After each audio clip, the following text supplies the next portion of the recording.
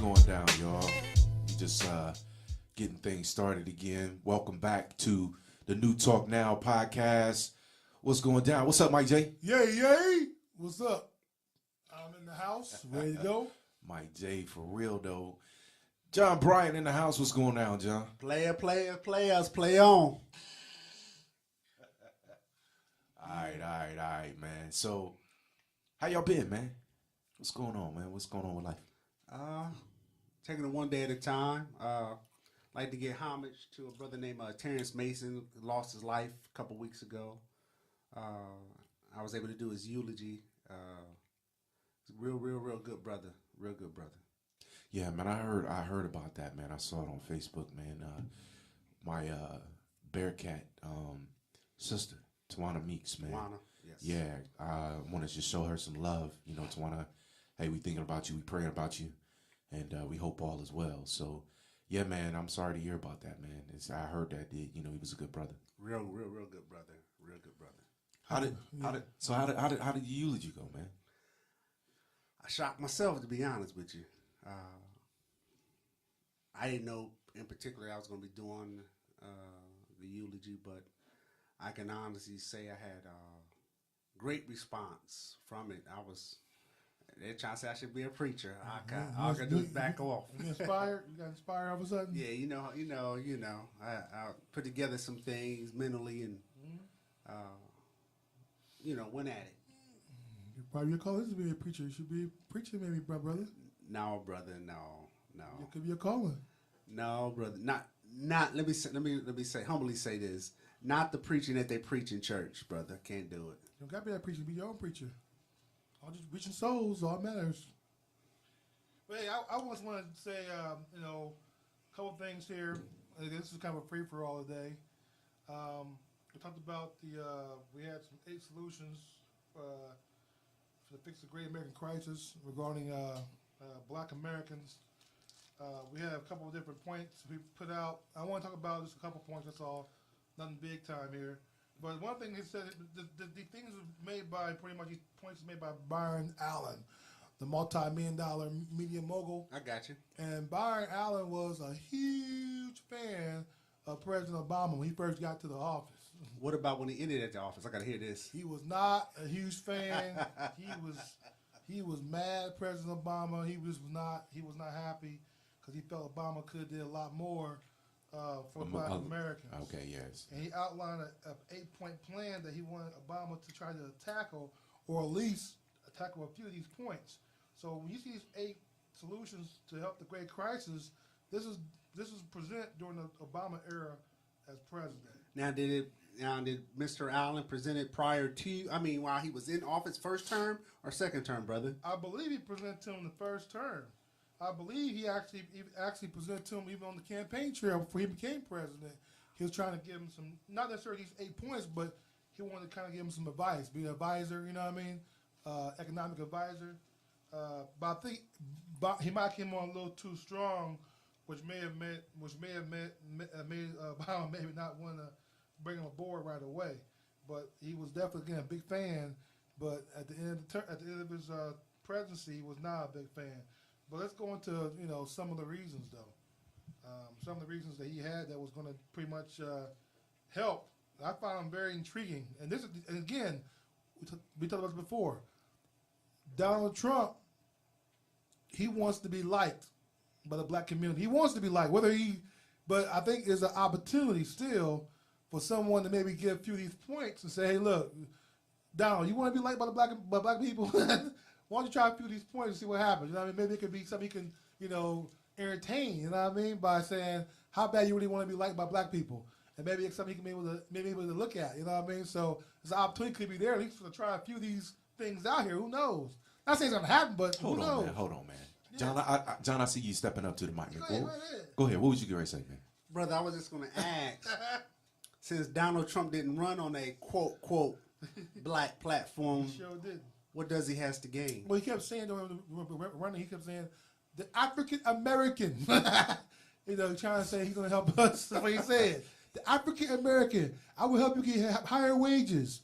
He made specific promises about decreasing crime in our neighborhoods, giving us better paying jobs, and making us so happy and being the best president ever. So my whole thing is when I give him these 8 points and see what he can do with them. Say, you know what? Hey, look, these are the points your predecessor couldn't get done. Maybe you can get 2 or 3 of these done. You know what I mean? Who knows? So my whole point is you want to show up President Obama and be a friend to the black community. When I look at some of these points we're going to discuss here real quick. But why? Reason why he wants that black vote. Why? Thinking about Donald Trump, that I realize that what you hear about a lot is when you compliment him. For example, look, I love Jim Brown. You know what I mean? Jim Brown was one of my heroes, right? Right. With Jim Brown, he's an old man now. He's not as sharp as he used to be. When Jim Brown and Ray Lewis went to see Donald Trump gave Jim Brown all this praise about being the best football player of all time, this, and that. So when Jim Brown left this meeting with Donald Trump, Jim Brown said he's one of the best people he ever met. Very pleasant to be around. But best. So Jim Brown was loyal to the compliments that Trump gave him. You know what I mean? Again, him and Trump had a history before he became president. So Jim Brown got lulled into that, I'm trying to say.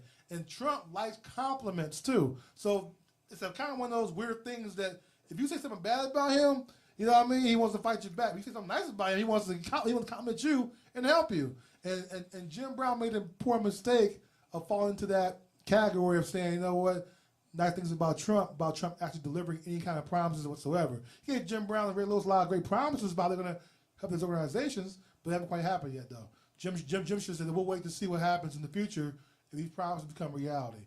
And Jim kind of jumped the gun a little bit by saying he was a great guy and a great person to talk to, and a great like Jim. We don't know that yet, man, but he's an old man now. You know what I mean? He's not as sharp as he was when he was a young man. I'm trying to say. So my whole point is this: with Trump, you can use that and say, hey, you want to be liked by the black community? Try a few of these right here. You know what I mean? And see what he does. He can take it up and try it, or don't try it at all. But it gives him something to work with that predecessors didn't do. That's what I'm trying to say. Something to work with. And let's say one thing here. I'll shut up. Coretta Scott King, according to Byron Allen, said, black people face many challenges, right? In slavery, in Jim Crow, civil rights, but achieving economic inclusion is one thing that we have not quite gotten there yet. Whoa. Quite got there yet. Hold on, brother. Hold on. Go ahead. Now, you say Coretta Scott King makes these statements. Mm-hmm. I'm going to humbly say that on this subject matter, I must say she's not completely informed. Okay. The reason why, because we know between the last 50 years to 70 years plus, this is where we became economically disenfranchised. Not that we don't have the money, but the spending of the money in our communities, right? So we know after the Rosewood incident and 100 other 32 communities that United States citizens have tore up in the black community, destroyed them, tore them down because they were so financially stable. So we know this fact. So I'm going to humble out and say that she's not informed, or she's inappropriately not acknowledging communities that were financially stable. Okay, I would accept that, but I will say this also that, we had some discussions a few weeks ago about Carl Brown, and about how we have a few black businesses, even in competition, we should have went out of our way to support those grocery stores or support different businesses that are black. It's one of the issues that we do have as black people. We don't necessarily still support, black businesses as a whole. I mean, this is what we got to do. You know what I mean? So that's how we can build upon ourselves. That's part of the economic inclusion. So, brother, I got to humble out again. I'm going to say that's not the issue.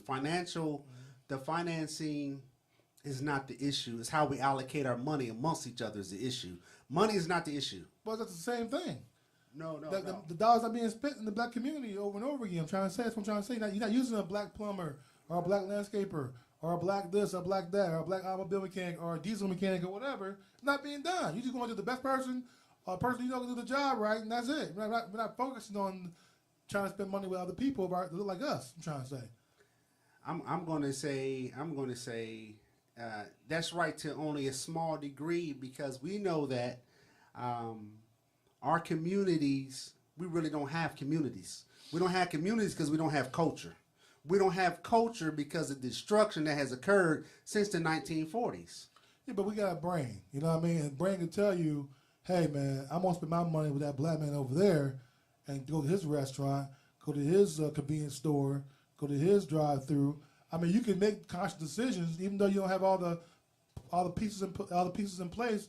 You can make conscious decisions and make sense. You know what I mean? And still support black people in your neighborhood or even your city. So you still can do it. You know what I mean? I'm not saying that we can't. I'm going to say culture. You have to have culture, meaning it has to, at this stage, it has to start with us that's aware to spend amongst each other. Right. We don't have that culture. It was not passed down because of the destruction of it. It wasn't, but we got to start somewhere. Oh, I agree. And hopefully, this could, spark something. But anyway, that's one of the things about economic inclusion, which she feels we're not there yet for whatever reason. Whether it's not. What does he define as economic inclusion, Mike? My apologies. I think the thing I define as businesses. You know what I mean? As far as we got black banks, we got the things you would use like day-to-day clothing stores. You got I can stay in one neighborhood and buy anything I need from a black business. You know what I mean? And just not to go nowhere. You know what I mean? To my bank, to an automobile place. So that way, economically, you know what I mean? I can spend my dollars to people that look like me, and people get dollars to people look like me. So it goes by both ways. So I look at it as being economic freedom, really. So being inclusion also includes getting loans, which we're going to discuss here in a few minutes also. It's about the whole package of being part of the bigger picture. Like, again, Malcolm X always brought up Chinatown all the time. Remember that? So it can be done, be built if the people are disciplined to do it. It can be done. It comes down to disciplinary actions and getting things done the right way. If you don't have the discipline to do it, it won't happen. Simple as that. But one thing I was talking about, though, the first thing I was talking about was one of the top things that Allen brought up was education reform. This is pretty important. You can't look at that one at all. Education reform. His plan was this: to invest capital, right? Not only in schools, but he also had something that I mentioned before too, a mentor program. And pretty much how it works was he's going to hire college students to tutor pre-K through 12th grade through different high schools. You're going to sprinkle them into the neighborhoods. You're going to pay them though. You know what I mean? This will help provide much needed jobs and educated children at the same time. So you're going to have people like you, you're going to pay them to come in different schools and help kids that's falling behind, that need the extra help to get caught up. So, going to help out the kids that need the money while they're in college, and also help out the neighborhoods too. So, and also he's going to have these tax-free bonds. The whole goal was, to develop some tax-free bonds to help build schools, invest into the schools, actually, to either rebuild the schools or invest into the schools, make them better. So that was kind of a two-pronged program that, he wanted to kind of implement, at least try to implement, and help reform the education system by using our own people, already have all in school to help educate kids to try to get to the college level. What do you think about that? I'm going to humbly say we don't need college. That can't do anything. Because you said college level. Yeah. Here's why. Once again, for me, I'll go back to our last discussion that we had is becoming interwoven into the fabric of the United States of America. Okay. College? Or just I'm talking labor. I'm talking about trades. I'm talking about tangible things. Yeah. Reason why tangible things are more important than a college degree, unless you become a lawyer, doctor, opening your own business. Right, profession, because once again, you become part of the interwoven. You become part of the systematic process? What's that, brother? Is that part of the systematic process? Yes. Because we have to be reinserted into the fabrics. Well, I agree with that, but you got to realize that everybody, some kids want to go to school and become, you say, professionals, and some kids won't. So the kids here that will help teaching will probably be the ones born to get those professions and go back and help these high schools and middle schools. So it can still work out. You know what I mean? So right. Your kids that want to go for being either a teacher, whatever, lawyer, or some kind of profession, accountant, mathematics, whatever, they're gonna go back and help these kids in schools. So let me ask y'all this question, man, because at some point the level of education is going to have to manifest itself, right? So, and what I mean by that, let's say, for example, a teacher. A teacher has to be certified at some level to be able to teach in some certain arenas, correct? Correct. Yeah. So, unfortunately, and I agree. I don't think the process of education is the same as what it used to be. The value of it, because we live in the information age. You know what I mean? All the resources that we have out there almost creates an educational resource that's free. So why go into debt, paying $100,000 over a 4-year period plus, accumulating that debt to find out that you could have actually gotten all the information that you needed right at the source of your fingertips.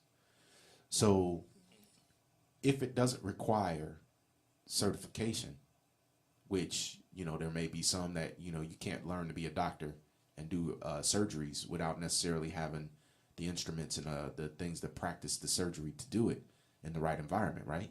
I mean, I would just say that would be one of those professions that I wouldn't want somebody learning over the internet. You'd be like, I need to take out your gallbladder, but I just learned it on Google, So, I mean, with that being said, I think that it's a necessary, I would say it's a necessary evil. But if education was free, like it should be, I think personally, I know that the institutions are going to disagree with that, but I mean, some institutions are funded by, public dollars, right? So my question really boils down to is, I know that we need some education, but at the same time, especially for laborers, I mean, they're requiring laborers to have college degrees, man, in order to get a job. I think that's ridiculous. That's not always true. They require a certification or a certain level of education to make sure they don't hurt themselves or hurt someone else. I mean, but a college degree, not all of them. Not all of them, but I mean, isn't that the direction though? I mean, isn't that the direction we're trending? I mean, if you're an electrician, man, you better know what you're doing. Otherwise, you can get a shock in your life. So yeah, I mean, you may want to. Yeah, but you don't need a college degree to be an electrician. You don't, but you gotta have a certain level of certification. But I bet you any amount of money, most of the electricians that they want to get, they want them to have additional education. I don't know, boss. I mean, I mean, for my, it makes you more hireable, right? No, not necessarily. You don't think so? No, because I've been in interviews. I've seen people interviewed, and people. I mean, it's a comeback of practical knowledge is coming back now. I'm just saying, companies now used to always say back in the day, hey, you know what? You always good degrees and help you get you a job, whatever. But companies are really lacking the experience factor now again. You know what I mean? They're finding out now that, I mean, guys who've been around certain equipment for a long period of time. But how are those resumes even making it past the machines? What do you mean? You know what I mean? Like there's some, people or companies that filter. They're because now it's a dog eat dog. For example, one of the most competitive jobs to get out there. I mean, one of the high demand jobs to get out there is maintenance. I mean, hell, you can bring up a high school degree, but if you got the resume, you can work on boilers. You can work on production lines, belts. These are things that they need to keep their factory running. They'll hire you immediately. You go from job to job. That's my point. Yeah. Now you become part of the interwoven you can fabric. Jobs are hot. You know what I mean? You don't have to have a lot of, I'm trying to say, education as far as, college education. It's more about practical knowledge you're going to gain. That's what I'm talking over about. time. Now, that's for the maintenance guys, but you still require some certification to work on certain equipment, though. That's you correct. Can't just hop on, some breakers and start tearing them apart. You make me So shocked. I don't have to pay $120,000 though to wait 4 years before I can make it practical. No. But if you want to be the maintenance manager, you may need that degree. You want to be the manager of everybody. Yeah, but see, that's my challenge right there. The cat, he knows everything in and out, but he doesn't necessarily have that degree. Mm-hmm. He may be a people person. Right. He may be a motivator. Right. But he doesn't have that degree. The degree, and I've been. What does the degree do for? I'm going to tell you, I've been in this for 20 years. But the degree, it does only two things. It certifies you have good reading and writing skills. That's it. That's it. It certifies that JB can send an email out and I can read it. And it does not mumble jumble. And I can send him one back. He can understand what I'm talking about and follow my directions. That's it. That's all it does. But that paper but that's important though. You'd be surprised. I've seen hire people before without that paper, and they can't even do the computer. You're like, God dang, you got all the physical skills we need, but you can't. I gotta read your email for you. That's a problem. You know what I mean? We gotta go backwards now for this. It can be fixed over That's time. good. I mean, I can But agree my whole with point that. is that's what all it does is that. That's all it does.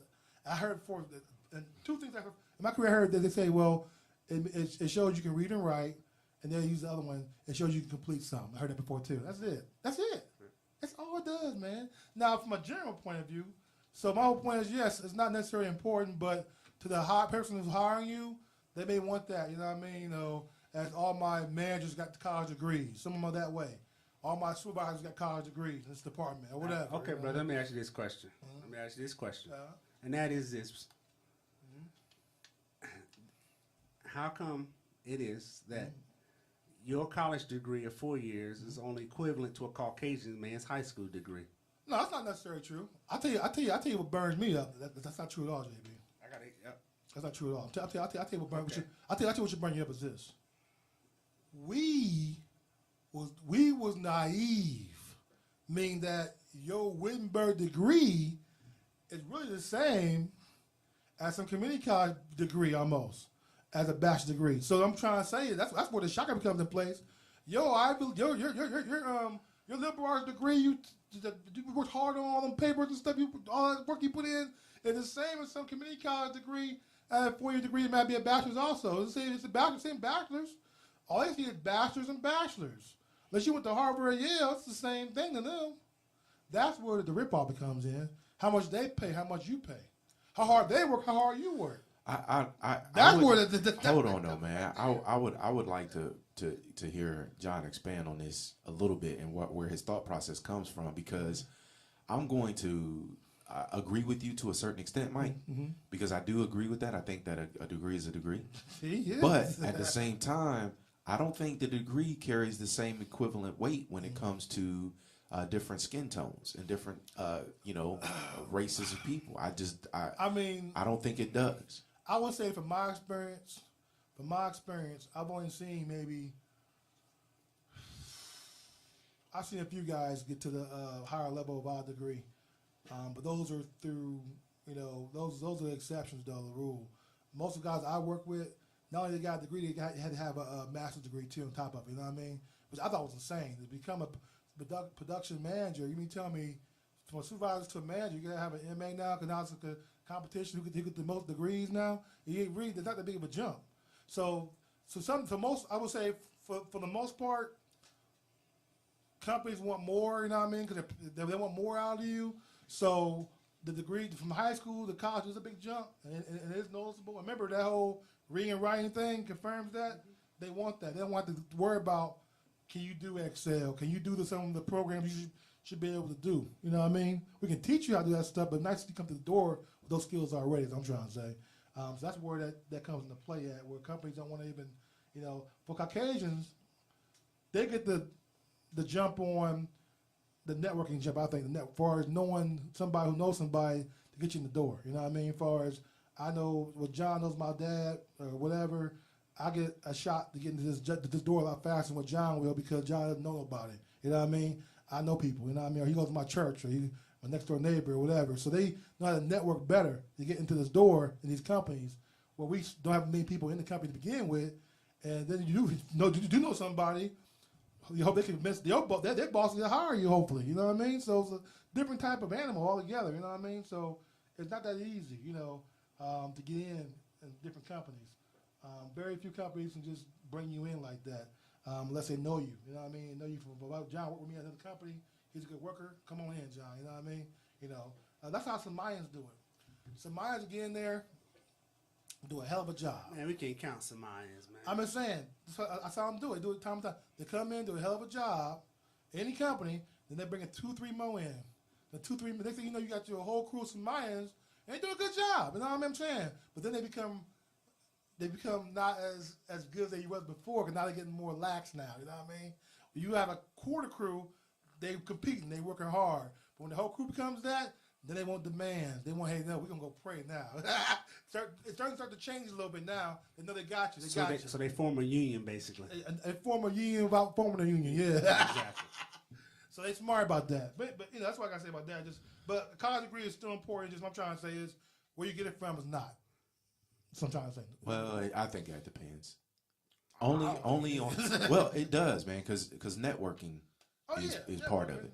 If you get a degree at Ohio State, you got a big major networking tree, man. You do, but and that's for other schools that have a big, you know what I mean, in certain areas. You're right, but if you got a degree off the University of Phoenix Online or Franklin University, yeah, I'm saying, but that helps you as far as getting in the door. But we all know that it's not so much just a degree. You know what I mean? Like you can get people that'll send you a whole bunch of resumes with a degree on it, and they can't get through the door, can't get an interview because they don't know somebody. Right.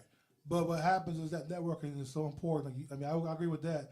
But see, John may have all the requirements I need. You may have them too. But I know somebody that know you that I can get you in. You know what I mean? Well, I don't know you like that, bro. Y'all both qualified, but he got that's the difference right there. You know what I mean? You know, that's how it works sometimes. I mean, I get it.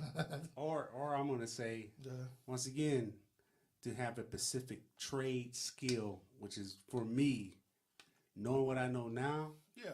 Let me give you an example. So, if I knew coding, I would have a greater opportunity to secure than a person with a Harvard degree. Yes. Because of coding. If you know a skill, you have a much easier path to get hired anywhere, man, in the country. And that skill go with you. Trying to get into something else is hard because there's a lot more people that can do what you do. But having the skills, only a certain amount of people can do what you do. Exactly. Simple as that. You know, that's how it is, man. So if you had an opportunity, which one would you take first, fellas? I think everybody should learn a skill, whether it's any type of skill. But I mean, everybody's not cut out to do that. Some people, they're not built that way. You know what I mean? They're built more book smart, whatever it is. So you can still have a skill in a book. You know can. What I mean? I mean, like if it's intellect that you have, I mean, you could be a historian. I mean, you can be several different things. Yes. But here's a funny thing, and you guys will notice about me, and this is not a company plug, but with Fearless Strategies, one of the things that my goal is to get people to focus on purpose and be intent about what it is that they want to do. So with that question, I would tell you, John, that I would prefer to have the skill set and have that, earlier in life or as early as possible in life so that you can focus on that to become a professional and then become the liaison of it or the consultant guru of it at some point to where somebody can say, hey, if you need to know anything there is about this, go see such and such. You know what I mean? So that, to me, holds a little bit more weight than just having a degree itself. But what gets me mad about kids like John and my daughter, McKillen, is they're kind of the same but different. With McKillen, she wants to be a dentist, right? And I'm like, why do you want to be a dentist for? I mean, I'm not that's a different profession. I'm like, why would you want to do something else? Why a dentist? And she just, at this point, it may change when she goes to school, but she's adamant about being a dentist. She show me her 4-point plan, how she can become one. She'll become a hygienist first, make her money, and do this. She gave me a plan. I said, okay, that's a nice little plan you got there. And she wants to be a dentist. But my whole thing is, I was like, don't you want to explore other things? I mean, don't you want to see other things that maybe you may want to do besides being a dentist? There's other things out there besides the dentist, other professions out there. Why? Because maybe something else is better for you, maybe. But if it's in her head, that's what she wants to do and what she wants to be, why waste time on something else? But because it may. That's facts. What if you're 30 years old and say, damn, I'm sure we know about this when I was 20? She won't. But here's why. Here's why. Watch this. Do it right now. No. Watch this. See, once again, now what she has determined, she doesn't see it yet, but more importantly than anything, than a degree, she controls her own destiny. Okay. Her own practice. That's true. Or practices. That's true. So she's creating to be a CEO of her own destiny, brother. And you can't beat that with any degree. You can't beat that. See, look, I was telling her, look, if it was my idea, if it was me, this is my profession. That's my dream. I'll be an eye doctor. You know what I mean? Because eye doctors, they can make over $100,000 a year, and I'm not touching. All I do is say, can you see this? Can you see that? I check you for your eye disease. You got a disease. I write you a script. Go see an eye surgeon.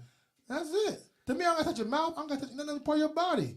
I got to do nothing. I'm just making sure. I'm writing you prescriptions. I'm doing prescriptions. Okay. I mean, it's easy. I'm saying it's not easy, but I'd rather do that job than be in your mouth. You know what I mean? And drilling. But at the end of the day, the end of the day, she controlling her own destiny. You control your own destiny by being an eye doctor. You have your own practice that too. That is true too. Oh, I agree with you, but I'm saying I'm just saying it'd be easier than me. That's what I would do, but she don't want to hear me though. That's fine. I'm a supporter. I'm just fine. Yeah. But I'm saying there's other professions out there that provide good money that you could do until you actually, for example, I try to tell her, why don't you go spend time with eye doctors, see what they do. You may find out something you don't know about, you know. You've been touring with the dentist. Why not mentor with the eye doctor? Try other professions out. You don't know until you hang out with them. It may be a great job. I'm going to go with Mr. Cunningham said. Mm-hmm. If that's her passion right now, why waste time? Okay, I agree. I mean, I've been saying. Why waste time? I will explore. We going to come back to that in just a second. Listen, man, y'all both got valid points about certain things, but we're going to bring that right back in just a moment. And so I believe that education process must be a process of two steps, inspiration and information. So I seriously give information, but black people are people of rhythm and spirit, so I also give inspiration. It's the new league for freedom. If you're going to talk about a revolutionary situation, you have to have people who are physically able to wage revolution, who are physically able to organize, and physically able to do all that is done. We have come here because we share a common concern for the moral health of our nation. We have come because our eyes have seen through the superficial glory and glitter of our society and observed the coming of judgment. But we have come. Our suffering has been too long. Our sacrifice has been too great.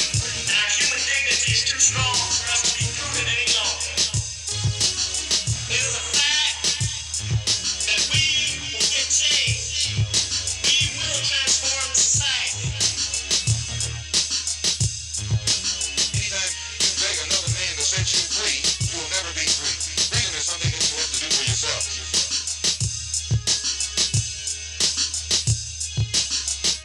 It's the new league for freedom. All right. We back again, y'all. Sorry about that little break there, but we was talking about the education and whatnot, and what was more valuable. But I got another question, man, because I wanna ask this to Mike, because he has said, if it was me, I would do this. I'd be an eye doctor. But my point is, man, is that might be something that is in your personal desires. You know what I mean? It may not necessarily be Michaela's desire. She may feel like, hey, I really want to be a dentist, and I really want to be, I like it. I like what it's about. I like how it feels. I like everything about it. And then she's a junior going into her senior year? Yep. And she's already got a 4-point plan? Yep. Brother. You know what I mean? She don't need any what you may be providing her is an interruption by saying, oh, you know what? You should go look at this and look at that and do this and do that. It takes away from her focus, right. Which means that she's saying, like, Dad, every minute I spend searching for something that you want me to do, right. Then I lose time on becoming more, put myself in better position to serve the people the way that I want to. Good point, yeah, good point. You know what I mean? So, I guess I kind of look at it in both ways. I can't argue with that. She knows what she likes. I was going to say, brother, I'm looking at the Byron Allen's plan. I'm going to say unconclusively at this stage, it's very outdated. It is, but let's go step 2 though here real quick. Step 2 I find very interesting. Ensure access to non-predatory home loans. He just put out there saying U.S. taxpayers invested $475 billion to bail out the Wall Street. We know that already. He was saying that He wanted to audit the banks to mandate that they make home loans to all Americans, especially African Americans, the first left behind, so the African American community can help close the homeownership gap. And I thought that was pretty interesting because that's the biggest thing. Home ownership is one of the cornerstones everybody wants to be. You know what I mean? They have that at some point in their life, whether they own a condo, property, whatever. The whole point is to find out, so what you're saying, and it goes to the next point too here, right here, the next point, point 3, audit the banks. This is a big one right here. Audit the banks and mandate that they give business loans to African Americans owned businesses. This is huge because what was happening was they were classifying blacks as minorities. And you give a loan to a white woman, she's considered a minority. So they're able to check them boxes and say, yes, we did our obligation to minorities and still not giving any black people loans.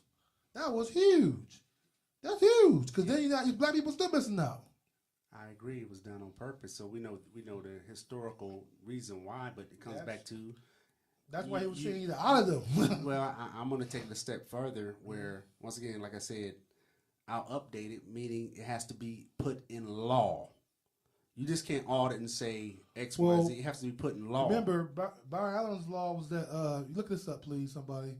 1865, Article 1981, I think it is. It was the first amendment they made to the Constitution to black, so it was black slaves at the time, you know what I mean? It was because back in those days, was it slaughterhouse? No. I'll look up for you too. But basically, what's happened after the Civil War, blacks could not find jobs, they could not get anything done because of the black code laws. So they did an amendment to say, you know what, these slaves here, you know what I mean,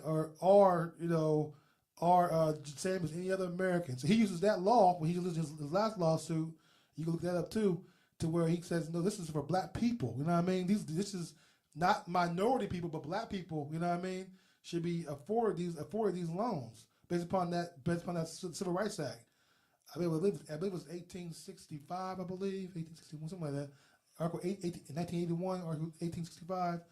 1865. Yep. Yep. And based upon that article, he's using that to sue a lot of the media companies. You know what I mean? He's saying it's not a minority thing; it's a black thing. You know what I mean? So that's something that's all by itself is something you can look at and study. And I found it very interesting too. He was saying that this is a good one here too right here, guys. He's saying that access to capital. He said this right here. He said, President Obama, you control approximately $1 trillion in government pension fund money, right? And a lot of this money. Let me back up here. I'm sorry. Here it is. I'm sorry. Let me run it here. Make sure 100% of African American owned media participates in your annual $2 billion advertising budget, meaning to join the Army, join the Navy, join the Marines. These are dollars that black media never really got. They should have got. All these different government programs you have for the military, they never got none of those dollars. That's a big issue he had. He said you control that capital. Give some black media some of that money to help run these campaigns. And that was something that he said. Would you want that dollar though? The military dollar? They want every dollar to get their hands on for your black media company. Yeah, but I mean, then especially if it's coming from the government. How much? I mean, does anybody know how much of our military is made up of men of African descent? I'm not sure, but I think it's got to be quite a bit. I don't know how much it is. 32%. It's quite a bit. 32%. Yeah, it's quite a bit. I guess my question is granted, I know it gives opportunity, but so then, I mean, most of the wars that we fight are against people of color. That's correct. So then, I mean, what we're doing is we're recruiting people to go fight against our own people. Not necessarily. I mean, I would say that you can look at it that way, but I think the military, granted, it does provide a lot of leadership for young men who need it. It provides an education platform. It gives them free health, Medicare for life, and it also gives them a skill. Yeah, there's great. And I shoot a rifle too. Don't get me wrong. I mean, there's some great benefits in regards to being in the military. There is. There's bad. There's good. Any job. This one right here can get you killed, of course, but there is some good to it where you can see that you can stay in the military your whole career and just be part of the military. Yeah. And retire. I guess for me is I don't want to necessarily put the military as a forefront in regards to the media that we have in our black community. I mean, we really don't have that much from a media perspective, outside of the propaganda that we get from athletes, Right. So then it's athlete or military. But You know what I'm saying? There's not a much buzz. that's a You leave those dollars on the table then? no, I'm not saying leave the Billions dollars on the of- table. billions of dollars. Let's just get some different dollars. You know what I mean? Like get a different resource Those for are it. dollars you can use the other platforms. Yeah, I mean, I get what you're saying, There's man. money you But just saying, no, we don't want that money. Give it to the white media. We don't want that money. no, And they hear I'm not they hear saying. anyway. Why can't we just choose to be able to divide the dollars up without necessarily having it to be that resource? But those are dollars that he was saying that President Obama could control, that could give to black media. That's what he was trying to say. Give them to the black media. Did Obama do any of that? No. That What means I'm he trying couldn't to say. control it. Well, maybe he didn't want to do it, though, I'm trying to say. I mean, control or not, Maybe he wasn't allowed to. He couldn't control it. maybe he wasn't allowed to. Man, you but know that's either all. way, it didn't happen. Either way, it didn't happen. Let's take some steps back real quick. I want to look at this black code thing real quick. Yeah, And that is this. yeah. You look it up. Yeah, I'm looking it up, but we know, once again, we have to go back and start reading what was written at that time. What I mean by that, I'm looking at the word usage, and it says restricting African Americans. We know that language was not used at that time. No, that's something they use. Here's why this is important. You say, to most it may seem small, but when you comprehend language and definitions and comprehend Black's law book and understanding and comprehending laws and overstanding law books, when we interpretate and we assume because of ignorance that when they say African Americans, that determines us as a people. We know for a fact that Black African American are not considered people by law. I'm talking law here. I'm not talking circular theory. I'm not talking definitions out of Webster. I'm talking about definitions out of law books. Okay. We know African American is 2 continents. You can't be a person of 2 continents. It is. You have no title to land. You can't be an African and an American, right? It was worded differently back then. They're wording that way now, kind of to help you. Well, for comprehension, they're wording it now in that manner, but we have to be called. Watch this. You have to be called and determined at that time that was on the law books. So if it says Negro on law books, then that's what you should be called. Right. And we were called Negro up to 1960s maybe. Correct. Because my mother, she grew up, it's down south, they called you a Negro. Okay. That's what you called. And all of a sudden it's changed. I think it changed because black folks don't like that word, I guess. No. That's not the reason. So we got to go back and we're gonna have to do a whole dialogue on that. I'll be real quick and I'll be brief. Definitions, right? They have always changed our names because every time they have made a law for us as a people, then they come back and change it. Therefore, those laws that we assume from the 1960s, 1950s, that's in the Constitution, we assume, but not based on fact. We assume that applies to African Americans. So we interpolate those words of nigger and Negro in the Constitution as us, correct? You would assume that, yes. You assume it, Yes. but by law, if you're not called that now, it does not apply to you. Right. I see your point. I mean, it's a good point. I mean, but yeah, I think to be kosher, to be politically correct, I guess you would say, they use other terms now. Well, I'm saying this. You say, well, what does that have to do with economics? Those economics that we're talking about, what Byron Allen was talking about, can never be applied to a people that the law is not made for. Right. But he successfully used that in the lawsuit he guys against. Hold on, man. Yeah. Can you say that one more time so that they can hear what you just said? According to economics. According to economics and law books. According to Byron Allen's plan. Whatever he desires, and he's stating in here as us African Americans, Right. the laws that's on the books cannot be applied to African Americans because that is not the name that's on the law books. Right. But yeah, keep in mind this though, JB. 2 things. He used that law when I just put out to successfully get his lawsuit going. I was almost thrown out. So that law, they said, okay, we'll let your lawsuit go to court. They almost threw it out. And two, you gotta keep in mind too is, that what is the judicial system? What do they do? I see what you're saying, specifically saying that, but their job is to do what? Interpret the law. So they're gonna look at that, whether they're doing in his behalf or not, they're gonna interpret the law. They're gonna use their brain and say, okay, this is pertaining to black people. That's what it's supposed to do. No, that's what they're supposed to do. That's not on the books. I'm not saying. I'm talking about they're supposed to interpret the law. That's what they're supposed to do. Watch this. Yeah. Now, part of their job. Now it is. But watch this. Now you take what is written as law and leave it to someone's interpretation. That's what the courts do every day. That's what I'm saying, brother. They do it every day. That's what I'm saying. Because so then that means, let me ask y'all this question. So then that means the interpretation is left up to somebody who may not necessarily want to benefit anyone other than themselves. That's what's on the law books and in the Constitution. And that's why again, go back to voting again is so important, because the president picks a lot of these different judges himself, personally. You know what I mean? And also, even locally, when you go out and vote for your local judges and stuff, you have to you put that person in power. Everything they do is interpreted. Even the DA, who be gonna put case against you or not, that's the person you voting for to be the DA, brother. To put charges against you. You better hear about the young man got 45 years for killing a police dog. You hear about that? A dog. That's sad. A dog. Right. I'm been like, what the hell? Got 45 years for killing a dog. A dog. No, because you do. Can't Ohio, though. But do you comprehend why? See, we don't comprehend why. I mean, I don't care why. The you dog. should. The dog. Listen what I'm going to tell you. Yeah. Brother, you have to hear me. Go ahead. This is what people are failing to comprehend about law. Watch this. The dog has more constitutional rights than an African American. I'm going to say that one more time. Okay.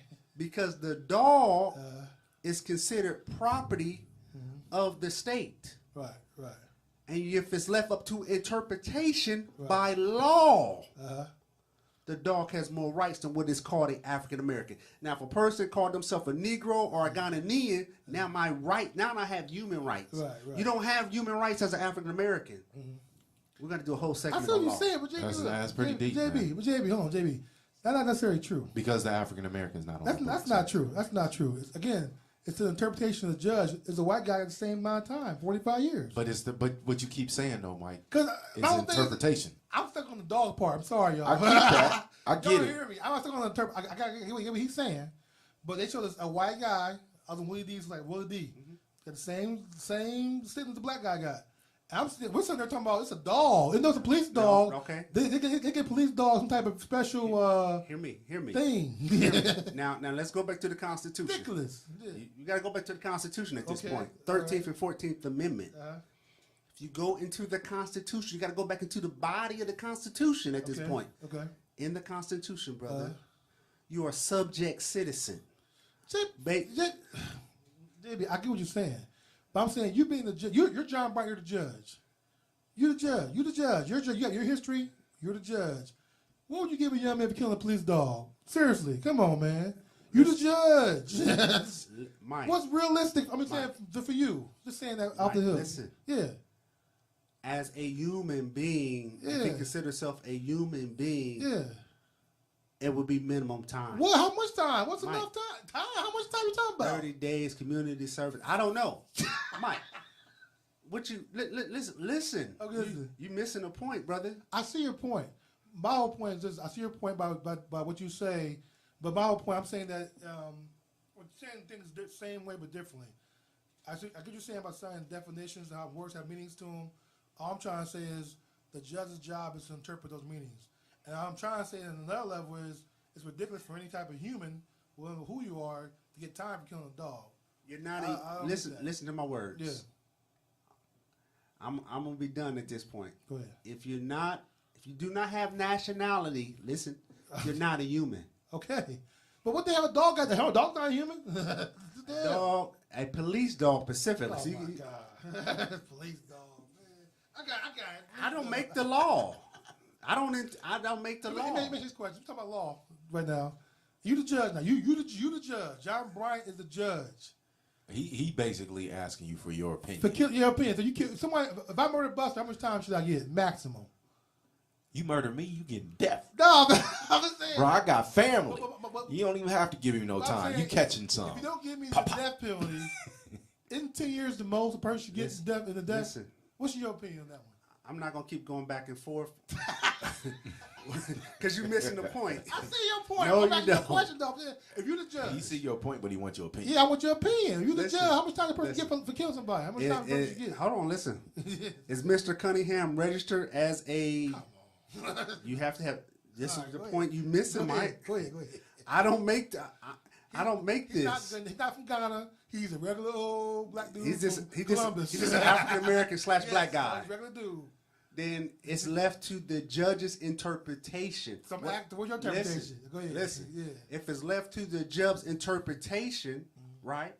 Then the judge can decide. Yeah. I am saying if he is a Ghanaian or a Nigerian, You keep repeating the same thing over again. I got that. Listen. I'm asking you if he's not that. What would you? What's listen. fair? repetition is the best thing for success, brother. For interpretation. So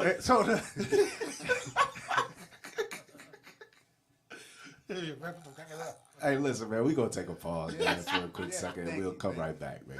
Yeah. Fearless Strategies presents What's Bothering Buster. Coming to you live Monday, July 10th. We gonna get it cracking. I'm bringing you the very sensitive topic of racism measured by love. Come get your fact-based thought and opinions sprinkled with a little emotion. Don't miss that hot boo-boo. Turn me up in your headphones. Peace, my people. All right, man. We still can't get this even on even on the break, man. We still can't get this resolved. But anyway, go ahead, man. I'm asking you, Bus. JB can't answer the question. Yeah. He's dodging me. Right. I don't know if he's dodging. He's dodging me. Go ahead, man. What's your You question? the judge. Yeah. You the judge, Bus, and I kill JB. So, what to you is a fair time? Not if I don't get death, what's fair to you? Before you say something, I'm gonna say to me a decade is a very long time for me to think about what I did wrong and to reform my life. You can't set my parameter. Okay, I'm not saying. I'm saying. Longer than 10 years. Anyway, listen. So based on interpretation, right? My interpretation of you, because of the fact that he's saying, and I get what John's saying, and I know that you're asking me for my opinion, but in my opinion, I honestly feel like, man, in a scenario where death is involved, because death is one of the highest crimes that you can commit, right? I mean, that's according to my personal morale. I don't know about everybody else's, but my personal morale says that. So if you do something to harm somebody, and create death for them, and there's no just cause, like you're not defending yourself, or you're not doing anything, you just murder them in cold blood. I honestly think that you should be in a position to where you either face the same consequence, or you can never do that to somebody else again. So you said death penalty. I mean, I'm saying you should face the same consequence, or never be able to do that again. One of the two. So I never get out of jail. You never get out of the jail or out of the casket. One or the other. Okay, JB, get involved with this here. What happened to reform? Reform of what? Reforming. Reforming the individual. I'm in prison. I'm getting reformed. I'm going to school. I'm bettering myself. I'm a better person. I'm not the same person I was 10 years ago. So somebody new. It might change for you, but I'm saying at the moment, do you think it was right for that person to be able to live and the other person not? I've been saying I had 10 years to think about what I did wrong. And I think that I don't even know if you need 10 years. You know what I mean? If you did it right at that particular point in time, why waste time? I did it, but I regret it, though. Yeah, you might regret it, but does the other person get a chance to regret anything? But I guess my question is, when does reform ever kick in then? If you ain't going to have it, when's it ever going to kick in? Well, reform kicks in before you murder. Before you do something to somebody, reform kicks in. Okay, look. Listen, if I tell you beforehand, man, don't kill this person, and you just listen, you blatantly just go out and you murder people, you murder folks. So, for example, let's say you go in, right? Let me put it in this scenario for you. Let's say this person says, you know what? I'm gonna go into your kid's school, and I'm gonna shoot everybody that I can in there. Right. Right. And your daughter happens to be in there, and she gets hit. Right. Right. Right. She loses her life. Right. And then this dude says, you know what? I don't know what came over me, man. I went in there, I shot everybody, I threw my gun down. I'm sorry that I killed everybody in there. But I killed about 25 to 35 kids. Can you tell me at that particular point that he's eligible for reform? I would say that situation, no. Why? Because I would call it as a heinous crime. I mean, for my situation, more of a, hey, you know what? I was trying to carjack JB. It went wrong. I shot him. I killed him by accident, but he's dead. But something like that. I'm talking about. But I guess not necessarily a mass murderer. I guess my point is though.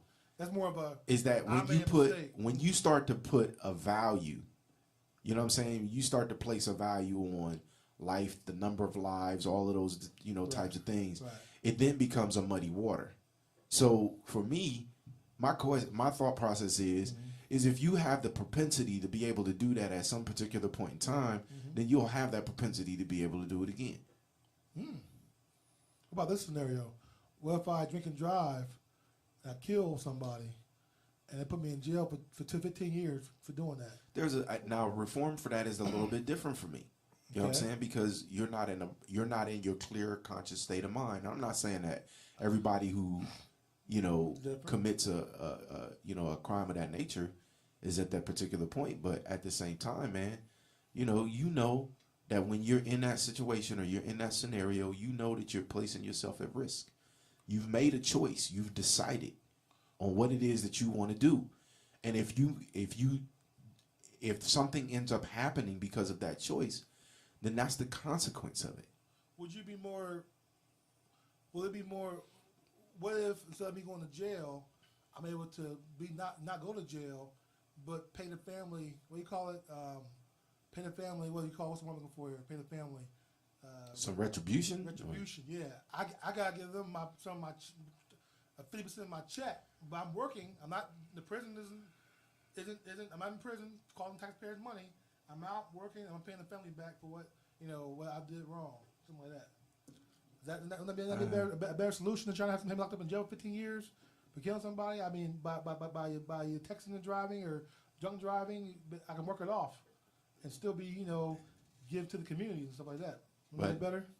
I don't know if I would say it'd be better. I mean, the challenge still becomes that somebody is a victim, and then there's somebody else who says, although I victimized you, I deserve. And most people are gonna sit here and say, man, you're people who look at it and say, we can be forgiven for our sins for da da da da da. Quite honestly, man, I'm not in a position to be able to agree or disagree with what they think. My thought process is that sometimes people make mistakes. Yeah, that's true, and I agree. Sometimes anger and emotions get the best of us, whatever the situation may be. But the truth to the matter is that there is a voice that does not get to be heard any longer. And we don't know how that voice would have impacted us or what way it would have impacted. It's just been silenced. And the other person gets the opportunity, and maybe they could be a fruitful person, going through the situation and going through reform. Who knows? But at the same time, my problem is that, there's an attachment maybe to somebody. And when you look at it from John's perspective, what he's saying is that when you get a judge in there and he says, you know what, you're not even human. Because you're not even human, that judge, yeah, I could do or treat you however I want to. Yeah. And the truth to the matter is that creates imbalance, right, inequality, unfairness. But he also said too is that the judge to do that he can get disbarred or get kicked out. No. I said not. When I say that, if the judge determines and he goes off the base of the standard of law, then he can get disbarred. Disbarred, yeah. So I can hate you as a human being, don't like you, but I still got to go by the law. You're trying to say that's correct. So that's still somewhat. Let me say this. So those who are more likely to have drinking and driving DUI, just as I have studied before, is the young Caucasian male, and that's why the crime is treated differently. I believe that. So, for me, if a person's drinking and driving, they should deserve the death penalty if they kill somebody. God dang, wait a minute, JB. JB. The death penalty. Sorry, I'm sorry. Okay, wait a minute. What do you think about this, boss? He's speechless. Because I know why they put that law in place to make it less. Ultimately, he's saying, I get what he's saying. I get what he's saying. Is the penalty, does the penalty fit the crime? But I get what he's saying. He's saying, listen, be fair across the board. That's what he's saying.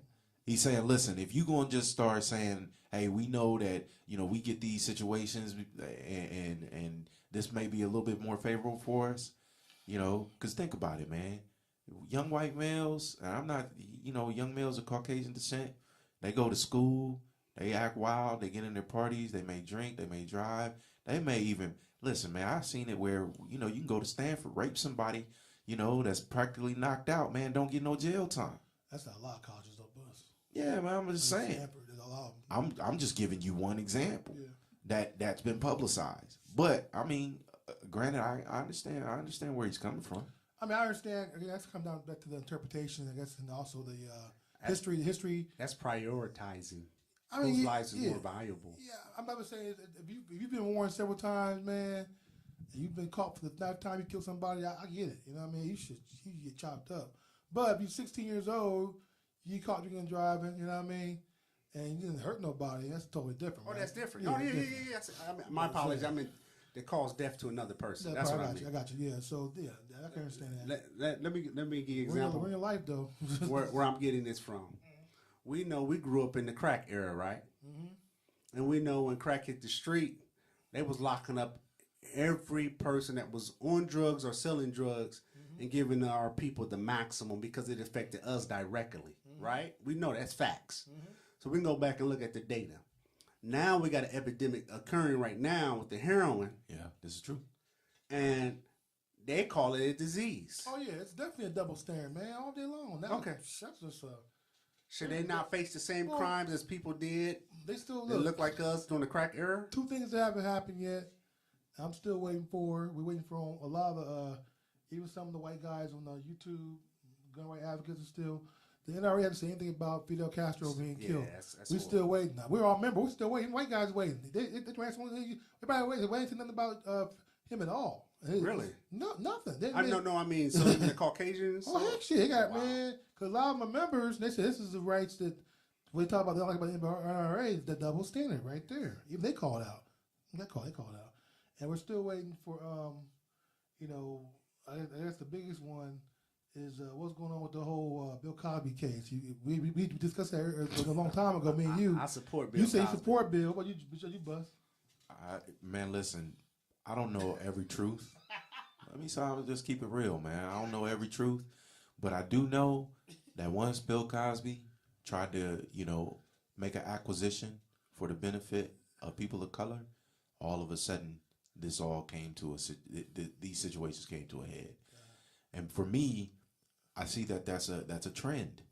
Anytime that we try to do something, they try to, and this is, you got to understand, it's a death trend. It's not even a